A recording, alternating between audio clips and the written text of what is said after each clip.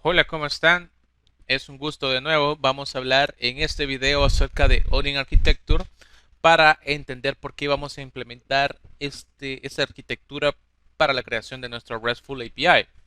Bueno, antes de hablar de este patrón, quisiera tocar dos principios muy importantes para entender cómo es que trabaja esta arquitectura que vamos a implementar. El primer principio del que yo quiero hablar es el principio de inversión de control. Pero, ¿qué es ese principio? Bueno, se refiere a aquel diseño de software donde tiene y obedece la necesidad de controlar el flujo de la aplicación de manera automática y transparente. Es decir, nosotros permitimos que nuestra aplicación y su flujo de trabajo sea gestionado por un agente o un ente externo. Que normalmente cuando utilizamos .NET es el framework como tal, ¿verdad? .NET Framework, .NET Core. Nosotros como desarrolladores .NET utilizamos este paradigma continuamente sin darnos cuenta que lo estamos usando. Dado que el framework nos maneja y nos resuelve el ciclo de vida de nuestras aplicaciones. Esto generalmente trata de explicar este principio en donde hay un agente externo que va manejando el flujo de nuestro código. Generalmente nosotros nos enseñan a programar de manera secuencial, de manera lineal, en donde nosotros vamos solicitando información, imprimiendo información, solicitando información, imprimiendo información y así de una manera cascada, por así decirlo, hacia abajo. Pero con este principio permitimos que un marco de trabajo, un framework, permita controlar ese flujo y esa creación, bueno, ese manejo de necesidades, él lo vaya resolviendo, no lo vayamos resolviendo manualmente. Y como les decía, .NET es muy facilitador de este tipo de principios, ya que lo hace casi por naturaleza, por así decirlo. Entonces, este principio nos va a ayudar a entender cómo trabaja la Onion Architecture, pero también debemos saber el siguiente principio, el cual es el principio de inyección de dependencias. ¿Qué es la inyección de dependencias? Este patrón nos permite inyectar componentes a las clases que tenemos implementadas. Bueno, estos componentes son como contratos, o sea, que necesitan nuestras clases para poder funcionar. De ahí viene la palabra dependencia. Quiere decir que nosotros tenemos clases que necesitan de otros para ejecutar su contenido o ejecutar sus funciones, pero la diferencia sustancial con este patrón es que nuestras clases no van a crear esos objetos, sino que hay algo que les suministra, hay como un contenedor que suministra esas necesidades y se las inyecta para que se cumpla, o sea, para que esa implementación cumpla nuestro contrato y todo eso lo podemos tener sin hacer un solo new. Sabemos que cuando queremos hacer la creación de un nuevo objeto o referencia a una clase, hacemos un new, cualquier cosa, igual a, y verdad, y empezamos a crear. Pero con este principio lo que estamos haciendo es evitar eso y solo suministrárselo a través de como una abstracción. Entonces, se podría decir que todo esto es sumamente utilizable para reducir un tema bien importante que es el acoplamiento. Porque la Onion Architecture lo que nos permite es desacoplar nuestras capas. Entonces, para no adelantarme mucho, estos dos principios que les acabo de mostrar son muy importantes. ¿Por qué? Porque el principio de inversión de control que veíamos en esta lámina habla acerca de permitir que el framework maneje el flujo de trabajo. Y inyección de dependencias nos permite desacoplar el código y tener un alto rendimiento y escalabilidad.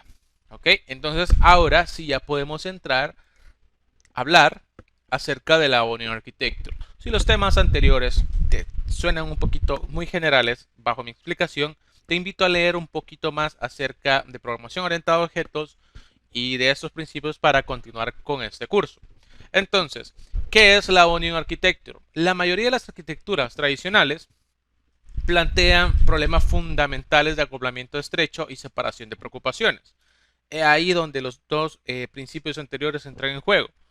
¿Quién creó esto de la Onion Architecture o quién lo introdujo? Se llama Jeffrey Palermo y esta persona propuso una manera de mejorar la creación de aplicaciones en la perspectiva de una mejor capacidad de prueba, mantenibilidad y confiabilidad.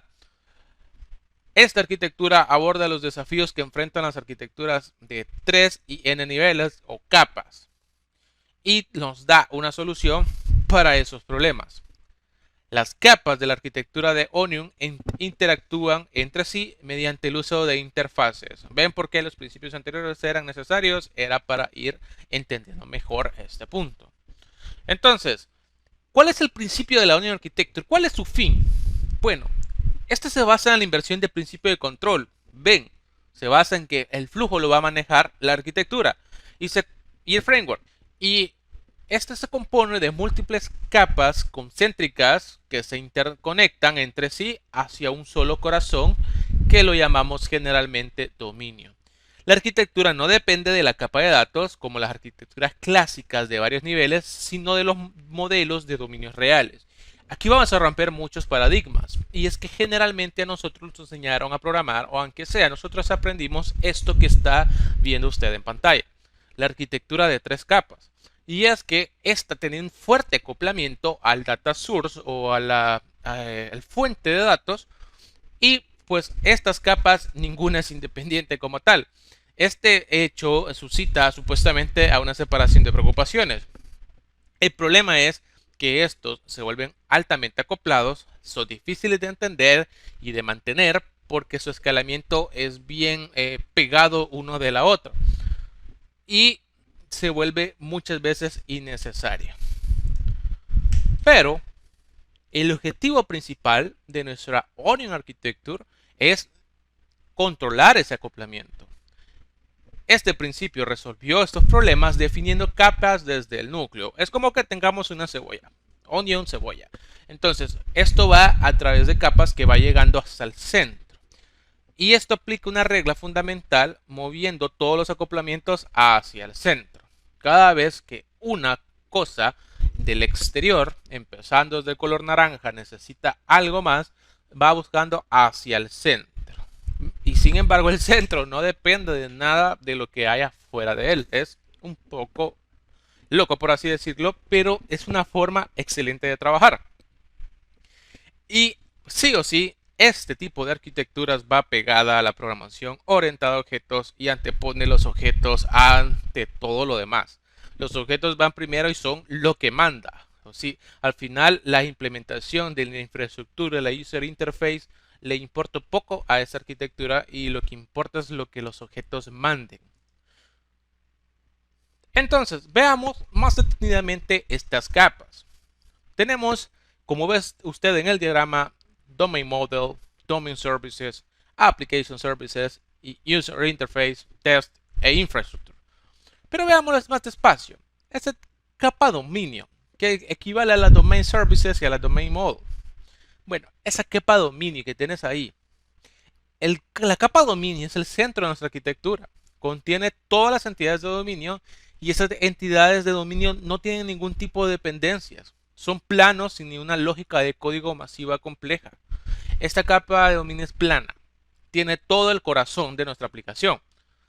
Son clases o objetos que nos permiten definir lógica de nuestra empresa. Por ejemplo, si tenemos una API REST para transacciones de cajero, ahí tenés la información de dinero, clientes, tarjetas, etc. Los servicios de dominio suele ser el encargado de definir las interfaces necesarias para permitir almacenar y recuperar los objetos. Ojo, objetos. Si lo prefiere, podemos convertir esta definición en una definición de patrón repositorio, uno de los patrones que vamos a ocupar nosotros en este curso. Sin embargo, este tipo de comportamiento tiene su implementación en la capa más alejada del centro nombrada infraestructura. Es un proceso sistemático donde sabemos que podemos almacenar esa información, pero eso, los métodos para almacenarlo el contrato para almacenarlo utilizando inyección de dependencia a través de las interfaces están en los servicios de dominio. Él va a decir cómo guardar, por así decirlo, cuál es el contrato para guardar información, aunque quien implemente ese contrato sea la capa más alejada. Prácticamente al dominio no le interesa cómo se va a implementar eso, pero él manda cómo se debe hacer. Interesante, ¿no? Bueno, sigamos. Lo siguiente es la capa application. Y como estamos hablando de una cebolla, para poner en contexto, para que entendamos eso que Onion Architecture, una cebolla, la cebolla tiene capas, como decía Shrek. Entonces, el sistema tiene esta, o sea, la capa aplicación abre la puerta al corazón de nuestra arquitectura. Está compuesta por tres aros de cebolla, por así decirlo. El modelo de dominio, los servicios del dominio y la capa aplicación como tal. El corazón se expone a través de la aplicación. Y aquí tenemos las implementaciones de las interfaces del corazón para poder brindar esas funcionalidades a los anillos externos o a las capas externas o a los aros externos como la UI, infraestructura y la test. ¿Ok? Entonces, aquí es como la capa media que habla el corazoncito de la aplicación con el agente externo. Y aquí se implementan todas estas interfaces lógicas. ¿Ok? Y tenemos la capa de UI, infraestructura y pruebas, en donde este aro de cebolla exterior es para componentes que cambian con frecuencia. Aquí es donde vive la interfaz del usuario con todas sus vistas, controladores y todo ese tipo de cosas relacionadas con lógica de presentación. Este anillo tiene una implementación para el principio de inyección de dependencias. ¿Okay? Como vemos nosotros, tenemos en esta capa todo lo externo y que cambia en frecuencia. Ese frontend puede ser React, ese frontend puede ser Vue.js, ese frontend puede ser una web outcome.net Core y Razorpage o con Blazor, o puede ser cualquier cosa. La infraestructura, la conexión a la base puede ser un SQL Server hoy, mañana un Mongo, mañana un MySQL.